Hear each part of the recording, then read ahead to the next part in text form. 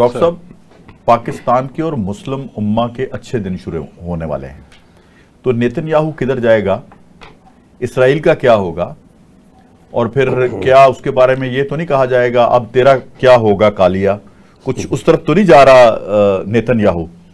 तो क्या हम ये समझ लें कि नेतन्याहू लाडले बच्चे की तरह जिद कर रहा है और ट्रंप जो है एक काबिल बाप होने का मुजाहरा कर रहा है कि उसने दुनिया को भी साथ लेके चलना है? ये जरा थोड़ा सर, आपका बहुत शुक्रिया कि आपने वक्त दिया।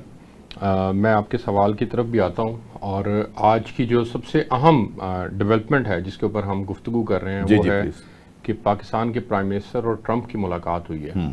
इसको बहुत ज़्यादा इसके चर्चे हैं सोशल मीडिया पे भी, नेशनल मीडिया पे भी और इंटरनेशनल मीडिया पे भी। इसमें मैं सबसे इम्पोर्टेंट नुक्ते की तरफ आज इशारा करना चाहता हूं जिसे इंडियन मीडिया ने रिपोर्ट किया। अच्छा, टाइम्स ऑफ इंडिया के अंदर एक आर्टिकल छपा है सर आज। उसके अंदर आज उन्होंने ट्रंप की एक पिक्चर लगाई है। ट्रंप ने जब पाकिस्तान के प्राइम मिनिस्टर के साथ जब शमसी साहब मीटिंग की है ना, तो सदीकी साहब भी बैठे हैं। ये मेरा ख्याल है कि ये नुक्ता बिल्कुल मेरे नाजरीन, आपके नाजरीन के लिए बहुत नया नुक्ता होगा कि ट्रंप ने एक पिन लगाई हुई थी जो कि फाइटर जेट की पिन थी। आज जो ट्रंप की और प्राइम मिनिस्टर शहबाज शरीफ की मुलाकात हुई है, फाइटर जेट की पिन लगाई हुई थी। आप अभी सोशल मीडिया पे पिक्चर निकलवा के अपने टीवी पे चलवा भी सकते हैं। ठीक। उस पिन को आज इंडियन मीडिया क्या कह रहा है, टाइम्स ऑफ इंडिया क्या कह रहा है, वो कह रहा है कि ये क्लेम करता है, वो पाकिस्तान का बेसलेस क्लेम कि हमने इनके 6 जहाज गिरा दिए हैं। ये आज ट्रंप ने जो इनके मुलाकात के दौरान जो फाइटर जेट की पिक्चर पिन लगाई हुई थी, इससे ये साबित होता है कि ट्रंप भी इस बात को रिकग्नाइज कर रहा है कि पाकिस्तान ने वाकई 6 जहाज जो है गिराए हैं। ये टाइम्स ऑफ इंडिया कह रहा है। अच्छा, ये बहस इस वक्त इंडिया के अंदर छिड़ चुकी है कि अगर, और ये आपको पता है कि ट्रंप का इजहार इससे पहले भी मुतअद्दिद मर्तबा हो चुका है कि जी कभी वो 7 जहाजों का जिक्र करते हैं, कभी वो 6 जहाजों का जिक्र करते हैं। तो पाकिस्तान को वो इस बात को तो तस्लीम कर चुके हैं वो कि पाकिस्तान ने उनके जहाज गिराए हैं। और ये एक जगह के ऊपर उन्होंने ये बात भी कर दी कि पाकिस्तान ने जो जहाज गिराए हैं वो मिलियंस ऑफ डॉलर के हैं। और ये नुकसान हुआ है। बिल्कुल। तो मैं ये समझता हूं कि हमारी जो मीटिंग हुई है, इस मीटिंग का इंपैक्ट बहुत बड़ा है और खास तौर पे हमसाया मुल्क के ऊपर बहुत ज्यादा आया है। और हमसाया मुल्क को इस वक्त इस बात की तशवीश, आप देखें कि मोदी इस वक्त अमेरिका में नहीं है, यूएन जनरल असेंबली के इजलास के अंदर वो शिरकत नहीं कर रहे। तो हालांकि रिपोर्ट्स ये आ रही थी कि जैसे मोदी साहब को कॉल चली गई है, उनकी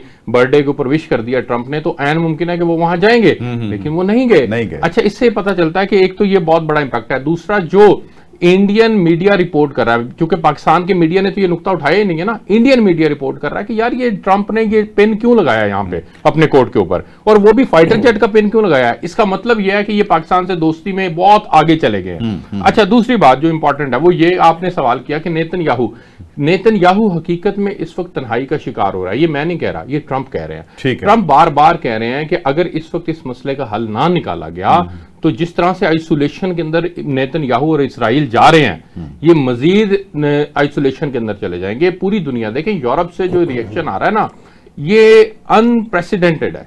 यूरोप जो है वो इस तरह से रिएक्ट नहीं करता, लेकिन अनबिलीवेबल भी है।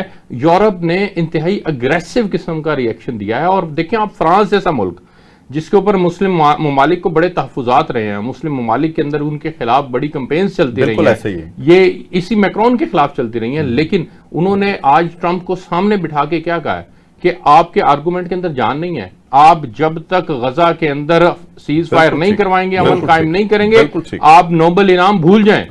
तो ये बड़ा इंपॉर्टेंट है सर कि आज यूरोप जो है वो इसराइल के खिलाफ खड़ा हो चुका है, वो उनके साथ एग्रीमेंट्स को खत्म कर रहे हैं। और अब अगर ये जो ट्रंप ने अपना 21 नुकाती एजेंडा पेश किया है 8 इस्लामी ममालिक के सामने, अगर इस नुकाती एजेंडे के ऊपर अमल दरामद नहीं होता, वो उसकी तफसीलात भी आना बाकी हैं, लेकिन अगर वो उसके ऊपर अमल दरामद नहीं होता तो मैं समझता हूं चूंकि ट्रंप भी समझ चुके हैं और पूरी दुनिया ये समझ रही है कि नेतन्याहू की ये पॉलिसीज जो हैं वो आइसोलेशन में जा रही हैं। अब रहेगी बात कि नेतन्याहू क्या गजा को और उनको मुकम्मल तौर पर कंट्रोल कर पा रहे हैं, कर पाएंगे या नहीं कर पाएंगे। क्या वो जो उनका आगे का प्लान है कि उन्होंने इवैक्यूएट करवाना है और वहां पर उन्होंने गजा के एक हिस्से को अपने अंदर मर्ज कर लेना है, क्या वो ये मर्जर कर पाएंगे कि नहीं।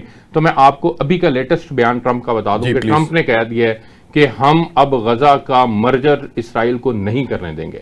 ये एक बड़ी अहम बात और खुशआइंद बात है। अगर वो मर्जर की तरफ उनके लिए रुकावट बन जाते हैं तो मैं ये समझता हूं कि ये इन 8 ममालिक की फतह भी होगी।